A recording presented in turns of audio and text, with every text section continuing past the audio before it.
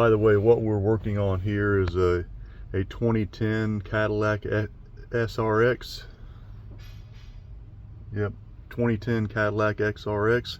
And the complaint was you push the seat heater on the driver's side, the lights would come on, they would go off after about 3 to 5 seconds. And I believe I've got that taken care of now, and we're going to go over what I did and what the test results are. And I sincerely hope this helps. Okay, what I'm going to be doing now is I'm going to be testing the temperature sensor for the seat heater. And this green connector is the X2 connector, and I'm on the yellow with black stripe, and that's going to be terminal 16. And if you look back in here, you see this other lead. This is the X3 connector, and I don't know if you can see it back there or not, but it's actually tied into the yellow wire, which is the sensor return. See if I can get more light on it somehow. Okay, yeah, you can, it's on that yellow wire back there, and like I said, that's the X2 connector. Nope, sorry, X3 connector.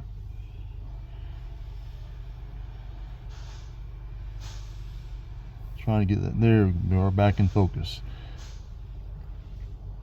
Okay, that black connector is the X3 connector, and we are on terminal 12, the yellow wire.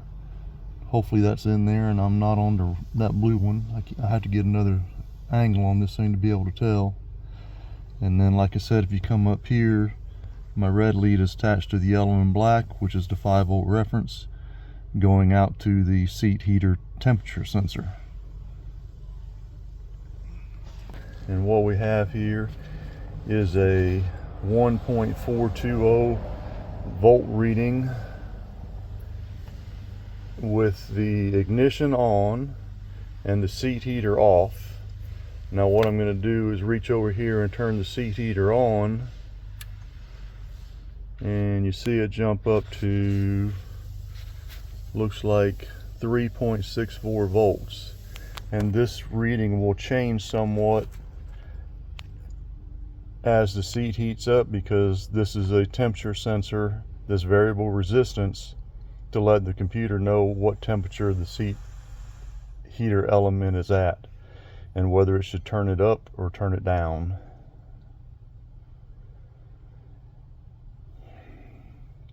And this one, simply enough, was just a matter of just disconnecting the X2 and the X3 connector, disconnecting, inspecting, plugging it back in, and it went right back to working. The code that we originally had was a B192505, and that was either a seat heater sensor element high or open, and we probably just had a little bit of light fretting on the wiring terminals, and unplugging it, plugging it back in is taking care of it. And as you can see, the volts are dropping down to closer to 3 volts, and if we sit here long enough, it probably will be.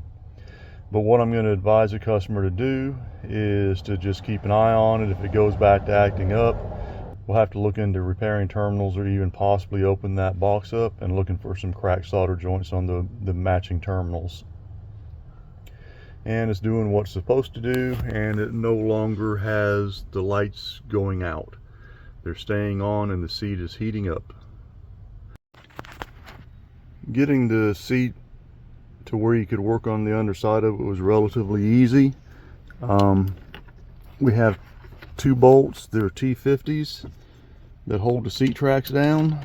Once the bolts are out, you rock the seat forward and up, then you slide the seat back, drop it down, and let the hooks come out from underneath the front, and then it'll rock back and forth with no problem at all. Whoops. Let's see about getting this adjusted some more.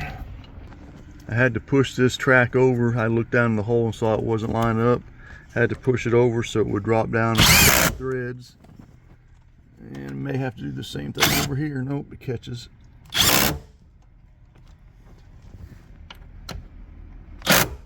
Like I said, that's a T50.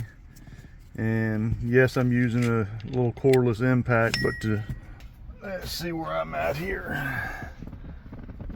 I think I was explaining that I generally get them started with the cordless impact, and then I like to go back and follow it up with an actual ratchet to see how tight it is. And that's tight enough.